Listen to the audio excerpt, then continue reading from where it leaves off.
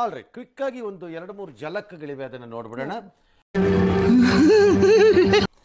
ಎಲ್ಲರೂ ಅವ್ರಿಗೆ ಬೇಕಾದ ಆಟಗಾರನೆಲ್ಲ ಕಂಡು ಫ್ಯಾನ್ಸ್ಗಳು ಕೂಗಾಡಿದ್ದೆ, ಕಿರ್ಚಾಡಿದ್ದೆ, ಯಾಗರಾಡಿದ್ದೆ, ಕೈಗೆ ಸಿಕ್ಕಂಗೆಲ್ಲ ಮೊಬೈಲ್ ಎತ್ಕೊಂಡಿದ್ದೆ, ಫೋಟೋ ತೆಕ್ಕೊಂಡಿದ್ದೆ.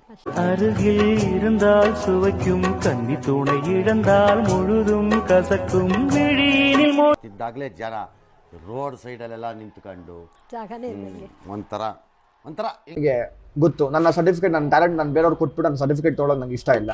ನಾನು ಆಚೆ ಬಂಗಿತ್ತಪ್ಪ ಅಂದರೆ ಈಗ ಬೆಂಗಳೂರಿಗೆಲ್ಲ ಬಂದಾಗ ನೀವು ನರೇಂದ್ರ ಮೋದಿ ರೋಡ್ ಶೋ ನೋಡಿಲ್ವಾ? ಅದೇ ಸ್ವಲ್ಪ ಅದೇ ಥರ ಇದಕ್ಕಿಂತಲೇ ಚೆನ್ನಾಗಿತ್ತೇನೆ. ನೋವಿದೆ, ಆಕ್ರೋಶ ಇದೆ. ಯಾಕೆ ಭಗವಂತ ನನಗಿಷ್ಟು ಪ್ರಶ್ನೆ ಮಾಡ್ತಾ ಇದ್ದಾನಲ್ಲ, ನಾನು ಯಾರಿಗೆ ಬರ್ರಿ ಒಳಕ್ಕೆ ಅಂತ.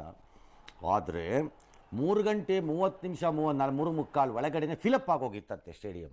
ಯಾರು ಹೋಗಕ್ಕಿರ್ಲೇ ಯಾವುದು ಒಳಗೆ ನೊಣಾನು ಹೋಗಕ್ಕಾಗ್ತಿರ್ಲಿಲ್ವಂತೆ. ಆಮೇಲೆ ಯೋಚನೆ ಮಾಡಿದ್ರಂತೆ, ಹಿಂಗೆ ಬಿಟ್ಟರೆ ಅಲ್ಲಿ ಬರ್ತಿರೋ ಕ್ರಿಕೆಟರ್ಗಳು ಒಳಗೆ ಬರೋಕ್ಕಾಗಲ್ಲ ಆಮೇಲೆ ಅಂತ. ಅದಕ್ಕೆ ಬಾಗ್ಲು ಹಾಕೊಂಡ್ಬಿಟ್ರಂತೆ, ಬೇಡಪ್ಪ ಸವಾಸ ಇದು ಸಾಕು ಅಂತ.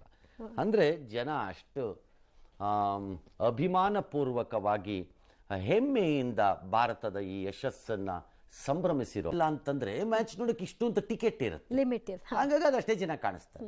ಇದು ಟಿಕೆಟ್ ಪಾಕೆಟ್ ಇಲ್ಲ. ಕೊಡಬಾರ್ದ ಒಂದ್ ಕೊಟ್ಟಿನಂದ್ರ 32 ಅಲ್ಲು ಉದ್ರಿ ಹಂಗ ಬಾ ಕೈಯಾಗ ಬಂದಿರ್ಬೇಕು. ಹುಷಾರಾಗಿ ಮಾತಾಡ.